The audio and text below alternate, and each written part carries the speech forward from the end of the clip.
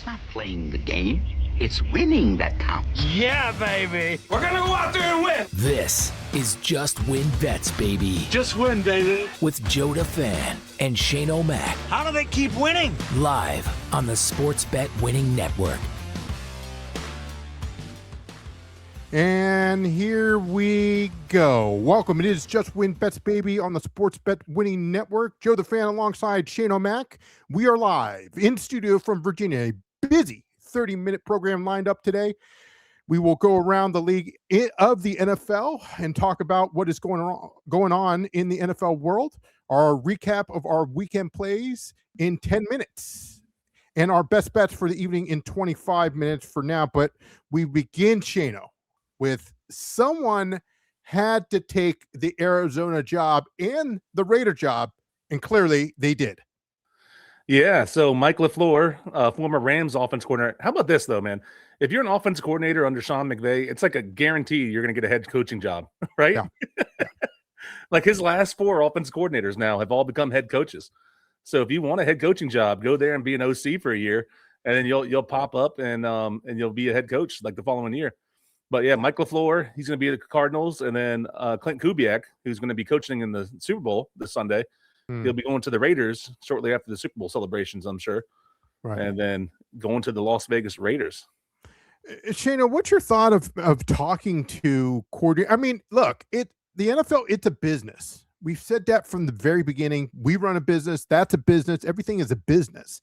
Okay, but how do you feel especially if you're being interviewed during your Super Bowl preparation? It's just, I don't understand it. I have an issue with that because you notice that in college football when it came to, Indiana, Miami with Ole Miss, etc. I'm just saying. Well, yeah, Ole Miss in particular, right? With Lane Kiffin just piecing out right before the playoffs started and going to LSU. Yeah, there's a college. I think it's harder because you have to have the recruiting and then you have the transfer portal and all that stuff you have to deal with. NFL, it's not like you have to deal with any of that. There's been a push by some people that is saying like, hey, you can't hire anybody until the Monday after the Super Bowl. That's when you can officially start interviewing everybody. Right. Unless somebody's not under contract, like there's somebody not on a team currently, you know what I mean? But right. It does make it like a little unfair advantage. And then like it happens all the time because like people want coaches that come from winning organizations. And if you're going playing in the Super Bowl, that's a winning organization, right? So that they want that coach. So I get why it happens. It does cut into your time, I'm sure, for preparation and stuff. So as you mentioned before, Matthew LaFleur is the new Arizona Cardinals head coach. So now the search is over. But the NFL doesn't end there. Obviously, the Super Bowl is this weekend, and we're going to be covering that this Friday live on the Sports Bet Winning Network with Shane O'Mac and the Wise Man. But back to this, the issue that I have with just, it's not that it's the Rooney Rule or you're bothering coaches or what have you. It's just they are non-stop. They are literally a machine because, as you heard, there's now made a deal with Madrid where they're going to be now having games in Spain for next year. And they already said it's going to be New Orleans and the Cleveland Browns. I didn't hear that. So that's good. So if you heard, Robert Kraft had an interview with somebody about a week or so ago, and he basically came out and said it's the owners are trying to get to an 18-game schedule as soon as possible, and where every team will have to play at least one game overseas. Right. So that's coming down the pipeline. It's definitely going to happen. Every team's going to be playing overseas at least one game and an 18-game schedule. He said they're going to, and the part that doesn't make any sense. He says the wear and tear on the players won't be as bad because they're going to take away one preseason game. Nobody plays in the preseason. Correct. Correct. There's no wear and tear saving there. Nobody plays in it. Right. That's the problem, I think, with the 18-game schedule is look how many injuries there were this year. Sure. Right? You add another game to it, it's just going to compound on top of that. Well, you and I talked about this off the air where it should be the Super Bowl the day before President's Day. So now everybody, it's a federal holiday, what have you. And then boom, since the games go on later, they say it starts at 6:30. Let's really be honest. It doesn't start until like 6:55 because you always have to get that extra Budweiser commercial in, you know what I mean? Or you got to get in this year's, you always have to get that Avengers Doomsday commercial in before the and they take a long time to do the coin toss and national anthem. And I'm not knocking it. I'm just saying don't advertise 6:30. It's just like in the hockey games, hey, it's 7:00. It's not 7:00. It's 7:10. Like baseball games. It's not 7:00. It's 7:05 is first pitch. You know what I mean? So yeah, I think that they need to have the schedule. I don't mind 18 weeks. They just have to have it to where, hey, let's move it to where, okay, nobody plays preseason games that you alluded to, but also, hey, let's have the Super Bowl the day before President's Day so people can sleep in or enjoy the day off or enjoy, it's kind of like a national holiday since it is an American, well, not saying American sport, but everybody loves this sport, Oh, for sure. Easy way to do that. Keep the schedule the same. Add an extra bye week for every team. Yeah. That's an easy way to do it because you're getting an extra game, 18 games. That's a lot of games with a very high contact sport, right? And like we just talked about injuries. You add an extra bye week somewhere in there. You get one in the first half of the season, another one in the second half of the season, something like that, or one in the middle of the season, one near the end of the season. That pushes an extra week back, and then boom, you're right there at President's Day now. Perfect. Real quick, the Pro Bowl was yesterday. I saw a couple of dodgeballs. It's like if you can dodge a wrench, you can dodge a ball. And Justin Jefferson caught a ball there. I mean, I don't know what the heck they're doing there. I think you throw that out the door. That Pro Bowl's got to be it in the trash. So that was just the skills competition. The actual Pro Bowl, which is flag football now, is tomorrow night. It's on Tuesday. Oh, okay. It's tomorrow night. Right. So that was the skills competition type stuff. But yeah, the Pro Bowl, just pull the plug on it. Yeah. It's done. Pull the plug on it. It's done. As soon as Shedeur Sanders makes your Pro Bowl, pull the plug on it. Yeah, pull the plug. Definitely pull the plug. Just do what you do, like for like the All-Pro selection. Make like a Pro Bowl team for the NFC, a Pro Bowl team for the AFC, and just like their name Pro Bowlers like in name, they get like a recognition for it. So because I know a lot of them have them like in their contracts. If you make the Pro Bowl, you get like X amount of bonus, right? 50 grand bonus, whatever it is, sure, right? So you can still release the Pro Bowl rosters, but get rid of the game. The game is it's pointless at this point. There's no point of having it. Yeah, put a patch on your jersey or something. I mean, I don't know. I don't know. I mean, that's what they do in soccer. I mean, if you go to the Champions League, you've got like a special patch. Hey, I made it to this particular league, or in the Champions League in soccer, which is going on right now. And it's down to the elimination round. I never heard that idea. That's actually not bad because they already do that with the Walter Payton Man of the Year. Remember, that's what I'm saying. They have the Walter Payton patch. Whoever wins that award, and they get to keep that on their jersey for the rest of their career. Right. Right. Hey, it's you were selected in the Pro Bowl from 2025. I mean, obviously, we're coming up to the 2026 career. Whatever. But you could do it like a patch that says Pro Bowl, and then like a different star for how many years you make it. Right? Yeah. So, somebody like I'm thinking of like somebody who made it like every year, like a Peyton Manning he would look like a 4-star general. Right. He'd have like 16 stars going down this. So Roger Goodell will take 10%, 5% for Shano, 5% for me for that idea. I'm just saying. If you're listening, I'm just saying. Shano, okay, Shano, let's talk about our weekend plays for what we did in college basketball and for the UFC 325. So let's begin with our college basketball recap. And folks, you could see right there what we did. You called this one, my friend. UConn over Creighton, 85-58. And wow. I mean, you can see the stats right there, Shano. You said UConn -6.5. Great call by you. Your thoughts on this? Yeah. So when first of all, can I just say, since we've been doing college basketball at the turn of the year, we started the first week of January. 9-1, baby. 9-1. I'm 9-1. That deserves a round of applause, I think. Yeah. Anyways, UConn, I called this. I thought it was disrespectful. I mean, UConn's number 2 ranked in the country, and then they are playing about a 500 team in Creighton, and they were only 6.5 point favorites. I was like, come on. And then I did the math on it, and then my math was saying it should have been closer to a 9 or 10 point spread. And I was like, I'm definitely taking UConn. And as you can see, UConn, they won big. So yeah, easy cover. It was awesome getting another victory. I'm ashamed of that one in my loss column. I need to keep building that win column. 9-1 though. I'm on fire. Very impressive. Very impressive. And again, I kill our hot dog. I think we went 2 out of 3 again. I mean, that's just the story of what's going on. That's the story of life here. That we're just my hot dog pick. The Let's Go Nuts one. So I know. The Texas A&M one. Yeah, I was like, and they were up big early. Oh, I'm still mad. I'll tell you this. I'm still mad at what do you call it? The wise man because of Michigan State. We got off the air last week, right? And I turned it on, and they in second half, Izzo lit a fire under them, right? Oh yeah. And then Sparty came back, and they took the lead. I was like, okay, let me go use the bathroom. Be back in a minute or two. Then they the wheels start coming off the wagon there. I don't understand it. I don't get it. I don't get what news. Yeah, I'm mad at Sparty. Really mad at Sparty. But yeah, I mean, if you look at the stats here, Shano, I mean, it looks really, really good.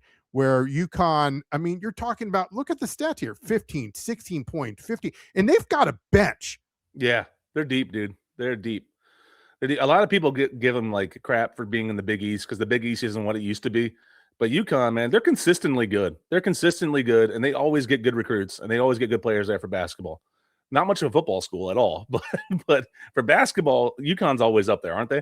And it's hard to go against them. And then they dominate teams like yeah, they're in the Big East, but it's not like they're beating teams by 2 points, right? In the Big East, they're doing this to them, like Creighton's in the Big East, right? They're blowing them out. Yeah, absolutely. Shana, let's talk about the wise man's pick now as we look at the pick that he had. The Indiana Hoosiers taking on UCLA.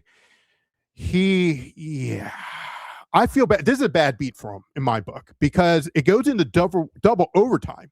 Okay, he took UCLA minus minus 3.5. UCLA was winning, and it's just a bad beat. Double overtime, bad beat. Double overtime. I didn't watch this game.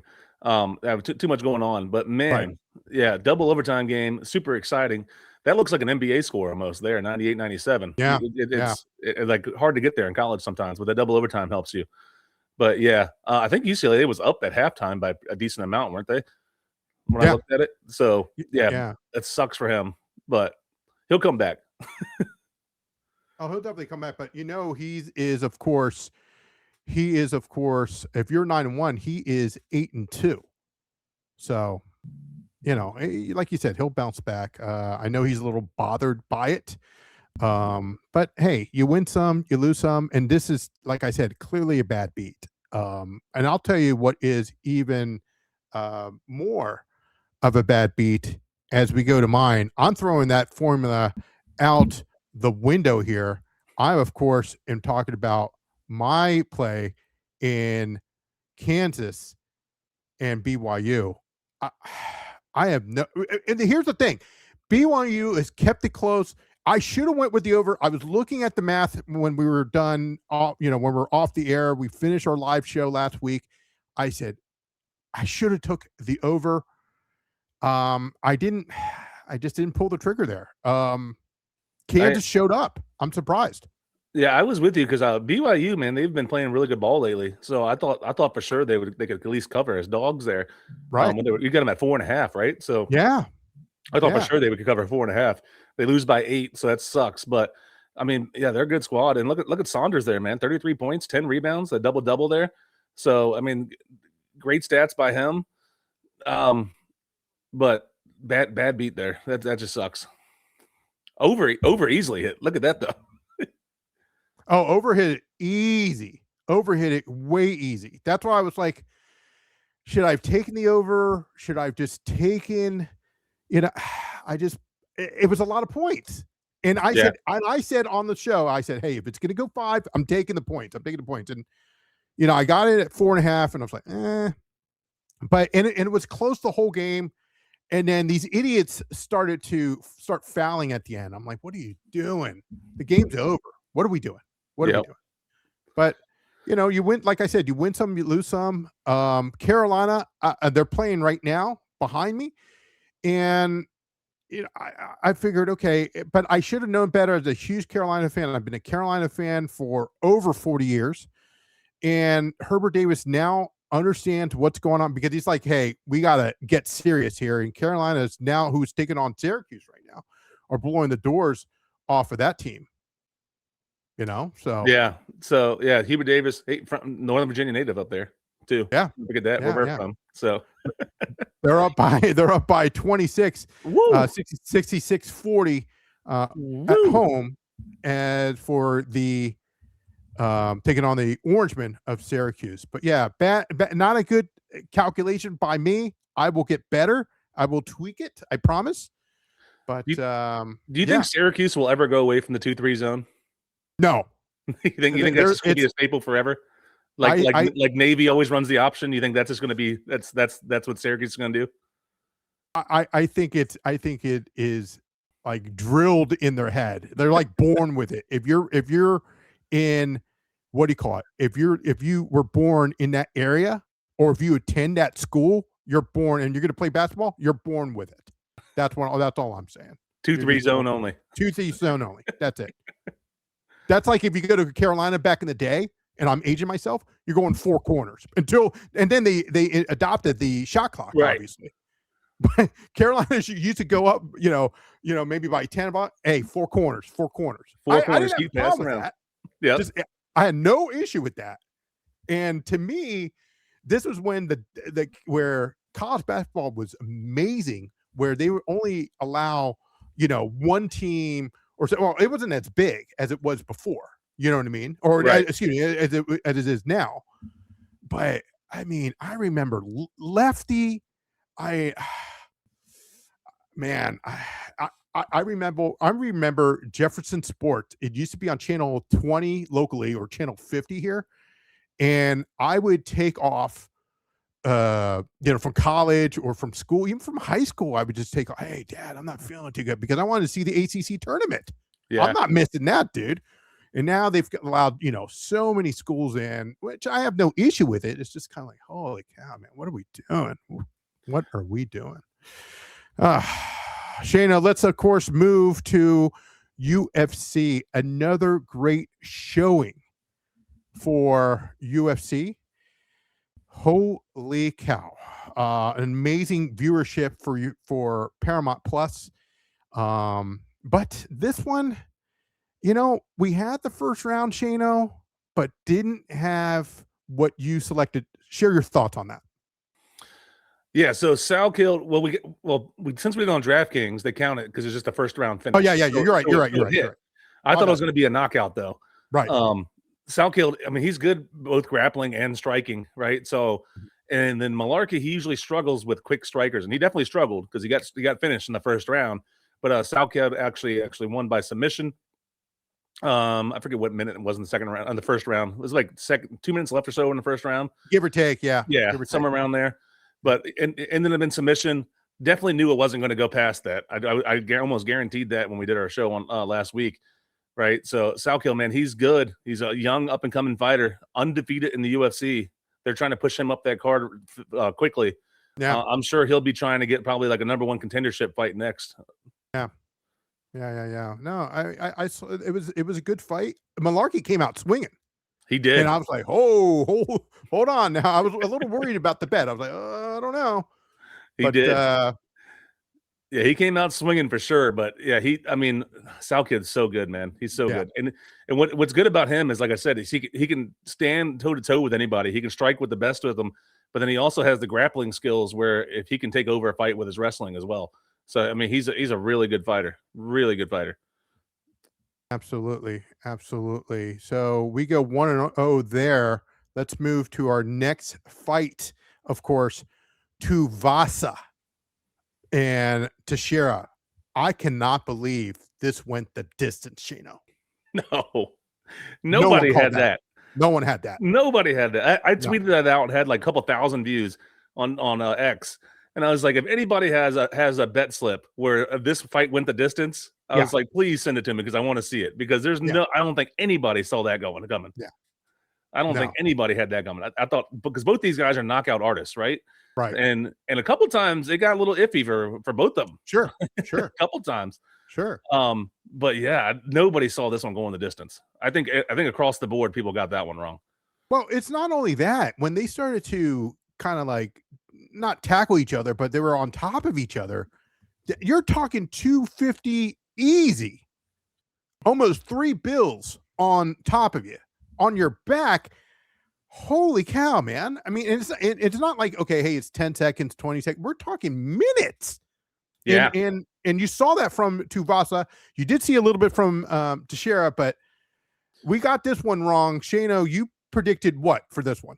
I did Teixeira first round knockout. And he had some good shots in the first round, and he got close. He got him down to the ground, was trying to do some ground and pound. Tuivasa did a really good job of like holding his hand.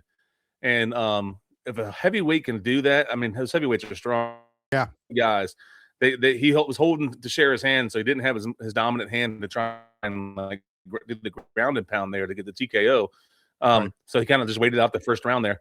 But I mean, like I said, I don't think anybody got that one right. Maybe they went money line to share, they might have gotten it right, but I mean, that was like minus 325. Sure. So I mean, that's like okay, you won, good, but I don't think anybody had it going past at least, because like the over under at 1.5 is still at minus one. What was it? Minus 298? Is that what that says? Yeah. For the under at one at the over under line at minus at 1.5. I mean, so Vegas is like telling you, hey, they didn't think it was going to go over, right? So yeah, like nobody had that. No so I don't one feel as bad for losing that one. Right. Yeah. And but the interesting thing there, Shano, it went to decision. That's a big win for a lot of these guys. Plus 1,800, plus 1,100. So big win. So whoever had that, Teixeira by decision plus 1,100. That's because nobody thought it was going to go the distance. There's no way that's going to the decision. Right. If you had some pizza money on that one there, Shano, I mean, look, guys, if you have a slip that had Teixeira by decision, okay, by plus, whatever it was, tweet it to us. We'll send you a free hat. We'll send you a free hat. Okay. Yeah. The color of your choice. And not only that, just tweet us at JustWinBetsBaby, or wherever you hear your, podcast or see your social media. We're all over the place. You can check out our new website, www.justwinbetsbaby.com. Sign up for that newsletter, our daily newsletter that comes out every single day. I believe producer Mark is saying by 10, 11 o'clock in the morning, Eastern Standard Time. I don't know. I have to talk to him. We're still tweaking it a little bit because we have to wait for the odds. So I think that's the reason why he wants to wait. But yeah. All right, Shayna, let's move, of course, to the next fight there. And we have this one. I can't believe we lost this one, Shayna. I'll be honest with you. Your thoughts? This fight is why it's dangerous sometimes to betting in the fight game, right? Fiziev versus Ruffy there. Fiziev, I thought it was a close competitive fight, but Fiziev was definitely the more aggressive fighter coming out. He definitely won the first round. DC on the broadcast said that as well. Same with Michael Bisping. They were the commentators for that night, and they both thought that Fiziev won round one. Round two, it started off the same. Fiziev continued his pressure, kept coming with him, kept coming with kicks, but then Ruffy landed a huge right shot, hit that right hand right on him, and then he started stumbling back, got him down to the canvas, and then it was over. TKO with ground and pound. So Fiziev, I thought, was winning that fight. I thought it was close though. But I think if that big shot though, man, if that right hand from Mauricio Rufi hit him, and then he was that was over after that. Fiziev was just pretty much almost, it wasn't lights out at that point, but you can tell he was definitely affected. Yeah, we took the dog on this one. We saw the weigh in, and it was a very good fight. It was a very, but just like in any UFC fight, and we've talked about this, Shano, anything can happen like that. Yep. Bad beat for us on that one. So we took the dog, and we took him we had him at money line, correct there, Shano? Yeah, we just took him money line because he was plus 102 when we were making it. I was like, that's a good bet for that. When the fight ended, though, the odds, I remember on our show, I said I think the odds should have been reversed. It flipped. So a lot of money was going on in Fiziev. Maybe they watched our show and started switching it. But Yeah. And when the fight ended, I think Viziev was minus 118, something like that. Yeah. Yeah. So it was something like that. And then Marisa Ruffy was I think like minus 105 or something like that. It was but that number it flipped. moved. So like he became the favorite overnight.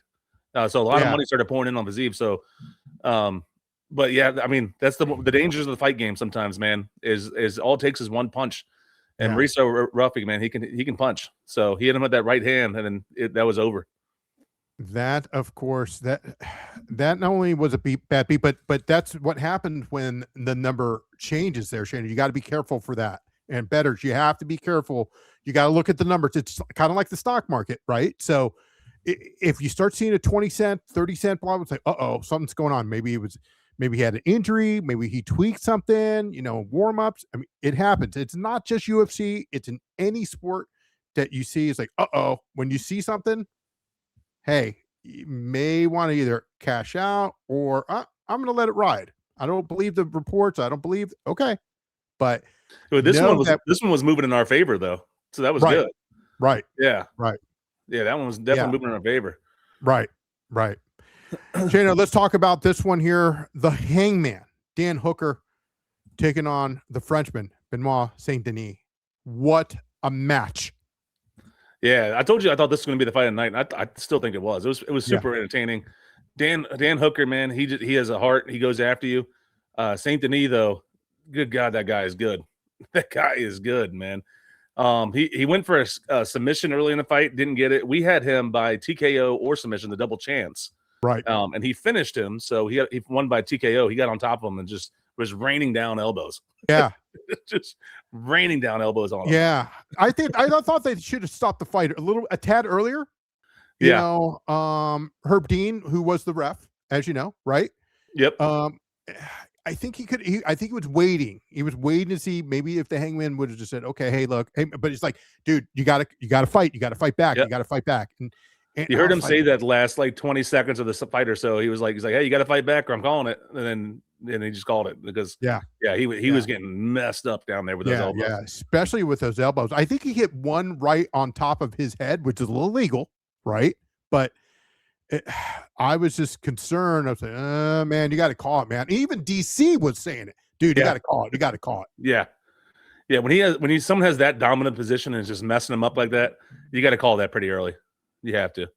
Absolutely. So we, of course, have come. That's a win for us. So it was that good. is definitely a win for us. That's definitely a win for us. We have come to the main event. Wow. I mean, well, first let's go to you, Shano. Well, first off, let's talk about the win. We got the win here, right? Yeah. For the main event. We had plus the distance and even money. So yep, even money. Alexander the Great, as we got it to finish, go to the distance. So we got that at plus 100. But Chino, reports come out where Diego Lopez, the Brazilian, had 2 broken feet. Yeah, he broke both his feet during the fight. So, dude, how tough is Lopez to continue fighting with that? Right? He broke a bone in both of his feet from leg kicks. One, he was trying to kick Volk, and then Volk checked it with his shin. Sure. And I saw it online. Somebody posted it. So Lopez went for a leg kick. Volk checked it with his shin, and then you could see his foot kind of like when he puts it back down, he's a little hesitant putting it back down. And another one, Volk checked with his forearm. He like shot his forearm towards it and then broke his other foot. But that happened like second round in the fight. Both of those did. So like it was like pretty early for a 5-round fight. I mean, that shows how tough that kid is, man, Diego Lopez. So shout out to him because he kept on going, didn't quit. Yeah, I mean, my hat's off to him. I love the cowboy hat. Don't get me wrong. I love the cowboy hat. I like the Lechona, man. Lechona when he comes out too. I love that song. Yeah. No, I was texting you offline, right? Yeah. I was texting him when we were watching it, man. I was like, they threw a little 1980s, Men at Work. We live in the down, That's for the Australian crowd because that's where he's from. Oh, of course. Yeah. I love Men at Work, man. Men at Work was the best. I listened to him when I was growing up, so that's telling my age right there. But man, when I was singing it.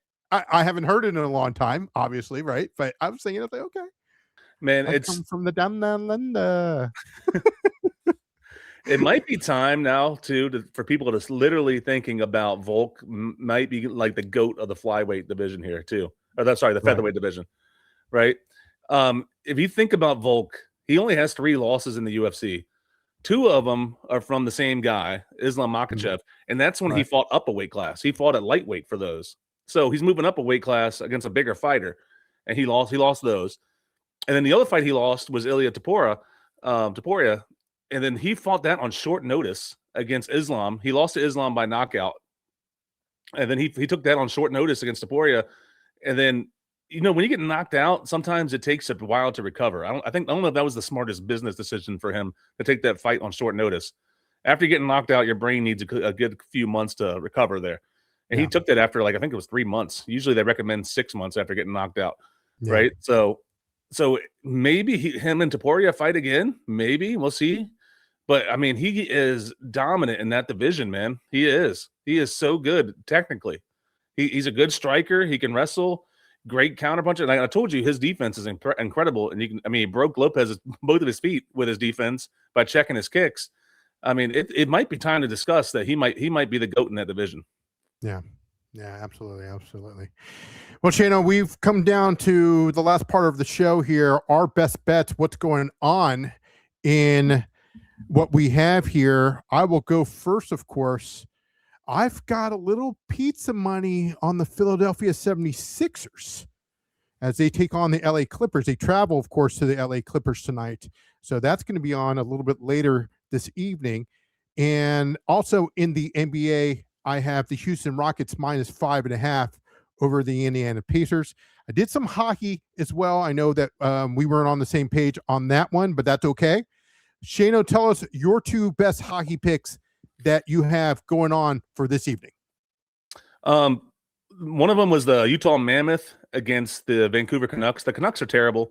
The Mammoth, they are on a 3-game skid, but if you look at the teams they were playing, they played 3 really good teams. Oh, sorry, they lost 3 of the last 4. So they lost to the Stars by 1. They lost to the Hurricanes by 1. They lost to the Lightning by 2. And then they beat the Panthers 4-3. So their last 4 games were tough opponents. Right, so they 4 tough opponents in a row. And then I felt like, hey, they're coming up here they're playing Canucks at home, right? After a 3-game road stretch, the last 3 games are on the road, so they're coming back at home playing a bad Canucks team, and the Mammoth are good at home. So I took them puck line -1.5, the Mammoth -1.5, and then my other one is the Maple Leafs playing the Flames. Maple Leafs have been struggling a little bit, so I just thought this was good value here. But I took them at the 60-minute line. Because it's at plus money, it's at plus 120. I think the Maple Leafs are a much better team than the Flames. Maple Leafs have a little bit more rest than them. And then Calgary is let me look it up here. They in the last 10 games, they're giving up the 3rd most goals in NHL. So I was saying that I think that the Leafs offense is going to be too much for that Calgary Flames. So those are the 2 picks I picked for NHL tonight. Both of them are late games. So if anybody's watching, they could always hop on it late because they both started 10. Yeah, East Coast time. Yeah, Carolina, my team is up huge. I mean, huge. Shano, that's it for our best bets. We're going to sign off here in just a second, but we want to do a quick announcement on a couple things. Let's talk about the most important thing that is happening around our area, of course, and what's happening on the show. We have an exclusive interview with the voice of the Octagon. Bruce Buffer will join us in studio later this week, and then it's got to go through some production there, Shano. So we're gonna, meet with him or talk to him, ask him some nice questions. But Shano, you have something important. You've got the $15, build. I don't want to say build the bear, but build the fighter there. Yeah, you gotta kiss the heart and put it in before they sew it up. Yeah, before you put the stuffing in. I did all that. Done that. Yes, done that. Yeah. So we've done it a few times with different positions. So for quarterbacks, we did it for the NFL. I think we did it for running backs too. But yeah, you get $15 and 4 categories, and you have $5 down the $1, and you have to pick one. I'm just interested in what he sees, what he says. Yeah. I think you'll like it. Be pretty fun. So we'll see. But I'm super excited to talk to Bruce Buffer. Who doesn't love Bruce Buffer? He's the man. He is the man. He is the man. He's very nice. I've seen stuff that he's done with the crowd during these live events. But you know what? I'm going to ask. We saw him a bunch with that Bud Light commercial. Oh yeah. Oh, I definitely want to ask him about that. But also, Shano, the most important one, if I can only ask one question, who's your tailor, Bruce? Yeah. That's what I want to know. I got to know this, man. And what's up with the ring? He's got this massive like Super Bowl ring. Have you seen that? Is he in like the UFC Hall of Fame? Is that like the Hall of Fame ring? Maybe. Oh, that could be. You know what I mean? Yeah, that could be. I don't know. That's interesting. I mean, you can ask him while you're talking about his attire. But you know what ring I'm talking about? He's like wearing like a massive ring on his finger. Yeah. Oh, that could be. I didn't know there was a Hall of Fame UFC. Yeah, they have a ring. So it's I'm looking. I just Googled it just to see what it is. Well, at least the ring says UFC on it, so I don't know if that's the ring though for the Hall of Fame or just because he wants to produce it. Sure. But yeah, I don't know. Shano, good question. We can ask him. Shano, at least he should have been. I don't know. I'm assuming he was first ballot, not like Bill Belichick. Yeah, that too soon. I'm just saying. I'm just saying. He helped make that company what it is today for sure because he started off at UFC 8. We looked it up, right? UFC 8. Yep. And he's been there ever since. And then he is literally the voice of the octagon. When you think of mixed martial arts fighting, that's the man you think of, right? So he literally helped build that company from the ground up. And he's coming up to 30 years in the business. So congratulations, Bruce Buffer. That's going to do it for us. Make sure you hit that subscribe button and subscribe to our newsletter that will be sent to your inbox. Go to JustWinBetsBaby.com to subscribe for our free winning plays. Have a good night. We'll see you next time, and take care. See ya. It's not playing the game. It's winning that counts. Yeah, baby. We're going to go out there and win. This is Just Win Bets, baby. Just win, baby. With JoeDaFan and Shane O'Mac. How do they keep winning? Live on the Sports Bet Winning Network.